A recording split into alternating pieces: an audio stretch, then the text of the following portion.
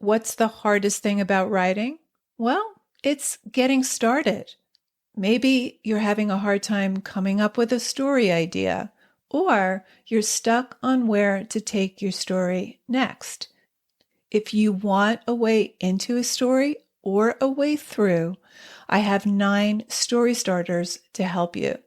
This free PDF is full of story seeds and prompts to get you going.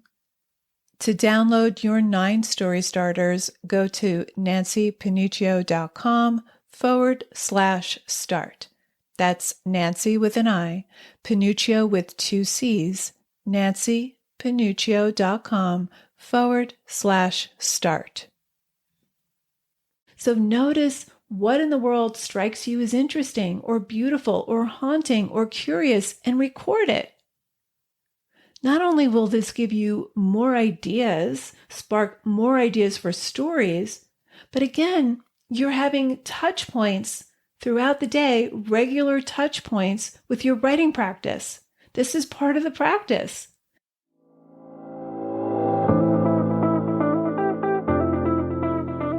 Writer Unleashed is for you, a writer who has a story you want to bring onto the page and into the hearts and minds of readers.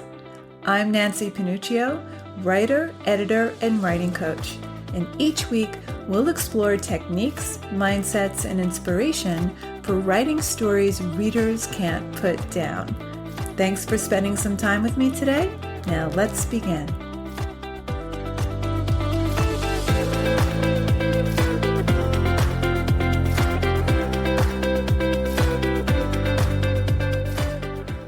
Now that summer's officially over, and as you look forward to the fall, I want to give you some practical tips and mindsets to keep you writing consistently so that you have a consistent writing practice. Now, you can think of your practice as a habit, a routine, or a ritual, but it's a consistent ongoing relationship with your writing. Your writing practice creates space for you to deepen your craft and expand your skills and grow personally. When you have a consistent writing practice, your ability to overcome challenges increases. Now, the challenges are par for the course. If you listened to last week's episode, we talked about the dip. This is whenever we hit obstacles in our writing, and we really hit a lot. So when you have a consistent practice, you overcome those obstacles with much more resilience. A consistent practice also gives you a very strong sense of meaning and purpose. So it's essential for your mental health, your emotional health, and even your physical health. So why do we struggle so much with consistency? Well, sometimes as adults, we feel guilty about indulging in something that doesn't have a straight, tangible success path. So we feel irresponsible and childish. We don't feel like we even deserve to spend so much time and energy because what's the payoff? I mean, what if after all the time and all the emotion you pour into your story, it doesn't even get published? So rather than enjoy writing for the sheer joy of it, we jump to the fear of the outcome.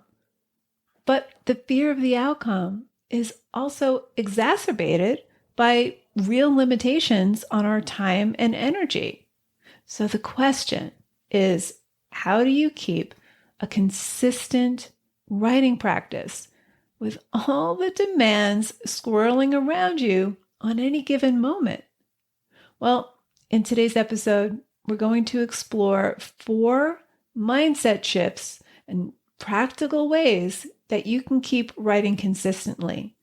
I want you to make it a consistent practice. When you make writing a consistent practice, you get better and better. So the purpose of a practice and having a consistent one in your life is that it allows you to learn and explore and actually have a lot of fun. So it's a consistent, ongoing relationship with your writing, even if you have limitations with time. Now, I happen to think time limitations are a good thing. I know for myself, when I have more constraints on my time, I get a lot more done. So if I know I have to get in the car by 7:30 to get my kid to school or wherever we're going that day, I'm not going to waste the hour or two before that. I'm going to make the most of it. But when time is wide open and structureless and I have the entire day with no other commitments, guess what? I have a lot more time to waste. So we don't make time, we make choices.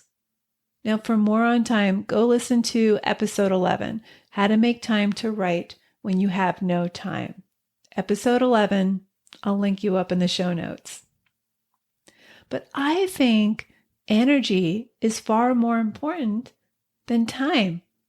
So your physical health, your vitality, if you can bring your best self to your writing, that's really all that counts. Because time bends. An hour can feel like 3 hours when we're not really feeling it, when we're not engaged in something, when a task or activity doesn't nourish us emotionally or intellectually. But 8 hours can fly by when we're fully engaged. So time is largely irrelevant. What we want is to capture the momentum when we do sit down to write. So what I don't want you to do is keep putting your writing off for when the time is right. Next year, when I have more time, or when I retire, or when the kids go off to college. The time is never right. The best time is now, because another year goes by and it doesn't get any easier. Time is a finite resource. It runs out. We can't make more of it. Energy, though, is a renewable resource. And while we should put time on our schedule, if we're going to write seriously and consistently, our energy is the thing we should harness. So, number 1, decide your best times to create. Is it first thing in the morning before you get ready for work? Is it after dinner? Or is it on weekends? When is your mind and your creativity at peak? Schedule your writing sessions for those times. When do you feel most in flow? When are you least distracted? When do you feel your best? When do you have the most stamina? So if you have a full-time job and you have to be out the door at 8 a.m., let's say, and your best time to write may be in the morning, well, can you spend 20 minutes writing with your morning coffee? Maybe for you, you write Monday, Tuesday, and Friday mornings. It could be 20 minutes. It could be an hour. That's entirely up to you. And maybe weekends become your main jam. So here's how I block out time. During the school year, every morning between 5:30 and 6, I'm at my desk. The rest of the morning is getting ready for school or podcast, content creation, and so on, emails, etc. On the alternate weekends when my kid is with his dad, I'll write for 3 hours in the morning. But for me, it's always early morning.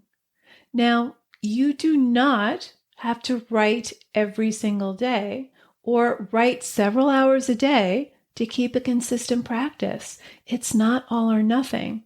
You don't even have to be chained to your keyboard. You can carry a journal with you, or maybe you have a laptop that you can write in during your lunch hour. But always have something to write on and something to write with. I love having a moleskin journal on me at all times.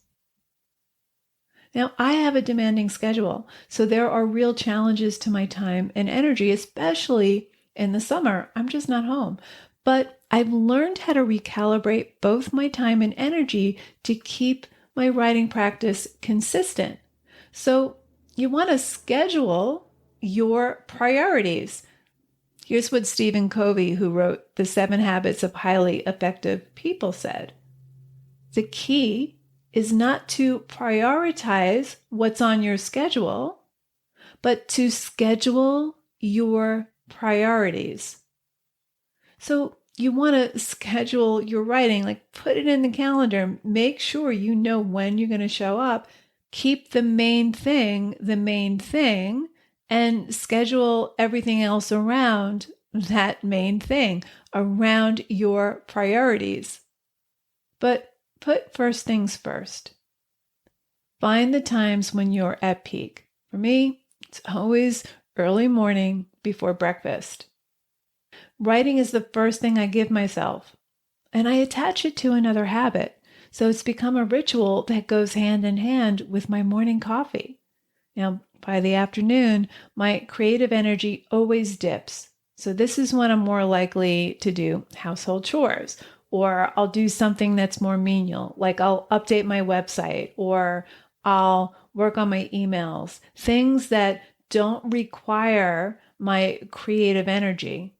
Even on the days that the writing just isn't really going well, I always check in with whatever I'm creating every single morning, unless I'm on a planned sabbatical.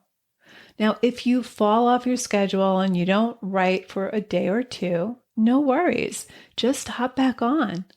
I sometimes ease up on Wednesday mornings and I sleep a little later because Monday and Tuesdays can be a little intense with my podcast and I need the break. And this summer, I took a full week off to take my teen on a road trip to an outdoor concert with his favorite bands. But the next morning we were home, that first morning we were back, you bet I was at my desk first thing in the morning. Now, taking some downtime is crucial, and that may sound counterintuitive, but again, you want momentum, you want energy. Writing is a rigorous practice, and when you have other demands on your time and your energy, you really need to create some white space. So if you miss a writing session, just get back on track for the next one. You want to be intentionally balanced here, so you can have intensity followed by rest. You've got to schedule some downtime. You want to create some white space in your day to recharge. So for me, I don't work after 5 or 6 p.m. I hang out with my kid, we play Uno, or we watch Stranger Things together. So number 1, find your best times to write and put it on your schedule. Tip number 2, turn obstacles into opportunities. This is something I heard Emily Saul, a sports psychologist and performance coach, say. So Emily is a sports enthusiast. She's really super fit. She lifts weights. She goes to the gym on the regular and uses all the equipment. But she talks about the time that she was called to do a month of travel in Haiti. And at first she was thinking, oh no, these are going to be big limitations on my time here. I'm not going to have access to equipment and I won't have safe access to even lifting weights. And I'm going to be in a really tight space. But she decided not to focus on challenges of all the things she couldn't do. She thought of what she could do. And she thought, well, maybe I could do squats. But then she thought, you know what? I hate push-ups, so why not do something difficult, something really challenging? So she decided to do 100 push-ups a day. Now, she didn't do all 100 at a time. What she did was 5 push-ups 20 times a day. So for the entire month, that's what she did. And this way, she could measure her success. And then that month, turned into a year of doing 100 push-ups a day. And then that year became 10. So by the end of the 10 years, she had done 400,000 push-ups since she started. So don't give in to your limitations. When I was living in New York City, I worked as a freelance writer from home. I had a home-based writing business. And then I got an opportunity to write for a major insurance company downtown, but it meant that I had to be in-house for 3 months. It was a 3-month contract. Now, I was happy to be earning the money, but I had severe limitations now on my time. I didn't have the creative autonomy. And as you know, when you go to work for a big organization, you have to dress a certain way and you have to get ready in the morning. I had to get on the subway and go all the way downtown. I had to be there at a certain time. So what I did, since I was no longer having my mornings to devote to my own work, I decided to bring a notebook with me. And during my lunch hour, I would just sit at a table at this little lunch place. And I just sat and I wrote for an hour. And I did that for the whole 3 months that I was there. So if you find that you can't get to your desktop or your laptop because you work full time, just bring a journal or a notebook. Now, one of the great things about being a writer is that you notice the world differently. You observe things that no one else does. I remember being on a train going home from some work event and hearing the young man behind me having a conversation with his friend on the phone. And I was really inspired by the cadence and the slang that he used. I found it really endearing. So I started jotting down what he was saying. And who knows, I may use it someday. But that's part of the practice. And it feeds your writing. So notice what in the world strikes you as interesting or beautiful or haunting or curious and record it. Not only will this give you more ideas, spark more ideas for stories, but again, you're having touch points throughout the day, regular touch points with your writing practice. This is part of the practice. So look for opportunities in the obstacles. The resistance and the challenges, they're not there to thwart you. They're not reasons to stop you writing. They don't have to stop you in your tracks. You just need to find some way of having regular touch points with your writing and not seeing the challenges as obstacles. Look for the opportunities within them. But what about the challenges you face on the page when you're actually writing? Where are you feeling the most resistance? Well, for Emily Saul, it was push-ups. She had been resisting these. It was something she hated at first because they were hard for her. She was used to lifting weights and using equipment. So she thrived by doing what she resisted, what was more difficult for her. So what's hard for you about writing? Maybe it's dialogue. Maybe your challenge is in structuring your story or creating multidimensional characters. Challenge yourself, target the struggle, and learn what you need to learn and practice. Number 3, manage your expectations.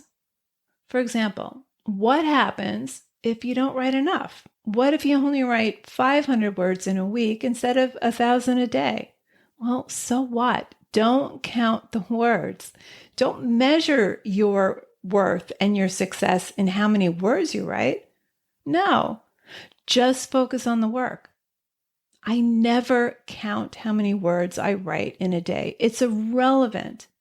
You just want to get involved. You want to be engaged in what you're doing. And don't try to get it perfect. You do not have to write perfectly. And this is coming from a perfectionist who had to work really hard just to put out work that is imperfect. because it never will be. But I also know that just because I'm not doing something perfectly, like even a podcast, even if it's not perfect, that doesn't mean I'm failing. It just means I have room to learn and improve. So don't compare yourself to published writers. They've gone through hell and high water to get that book to its glossy, finished state. There's a process. Writers you admire don't write perfectly. They don't even write great all the time. They're just as dismayed, frustrated, confused, and in despair. They struggle with structure and technique and self-doubt too. They hit the dips. They just know that those obstacles are opportunities to grow and to write the story they intend to write. So just because you're not doing it perfectly, just because you're not writing enough, or you're not writing a story that's perfect, it doesn't mean you're failing. So manage your expectations. Your story's not going to be brilliant right out of the gate. It's just not how it works. And tip number 4, don't wait to feel motivated. Motivation comes from 2 things: meaning and action. It's connected to the reasons why you're doing something, what it means for you, and the desire that you have to do it. So you need to show up even when you're not feeling inspired or motivated, because the act of writing will motivate and inspire you. Motivation comes from doing. Confidence comes from doing, from consistent practice. You're cultivating a relationship with your writing. That's where your confidence comes from. So it becomes a habit. And habit is really not a change in behavior. James Clear, who wrote Atomic Habits, said, it's really a change in self-identity. So you have to identify as a writer because you are. So Atomic Habits, great book. I'll link in the show notes. So if you're writing, whether you're currently published or not, as long as you're writing, as long as it's a consistent practice, you, my friend, are a writer. Chase Jarvis, who wrote Creative Calling, said you have to do the verb in order to become the noun. This is a great book, by the way, about keeping your creative practice flowing. I'll link you up in the show notes. Creative Calling by Chase Jarvis. In the beginning of the book, Chase quotes Maya Angelou, who says, you can't use up creativity. The more you use, the more you have. So it's the same with motivation. You don't run out of motivation. You certainly don't wait for it. As soon as you start writing, your motivation is going to skyrocket. So don't wait to feel motivated. I never jump out of bed feeling motivated, but it's become such a habit to put on the coffee and then go upstairs to my office. It's a ritual, and I feel off balance whenever for some reason I don't do that. You also want to stay connected to your why, especially when the writing gets tough. Why does writing matter to you? Think back to when you were a kid. Reconnect to that joy and wonder. Because creating a consistent writing practice is related to meaning. Because then you're framing challenges around something that has purpose for you. So your effort matters. Consistent practice builds skill and it builds your confidence. So practice being better day after day.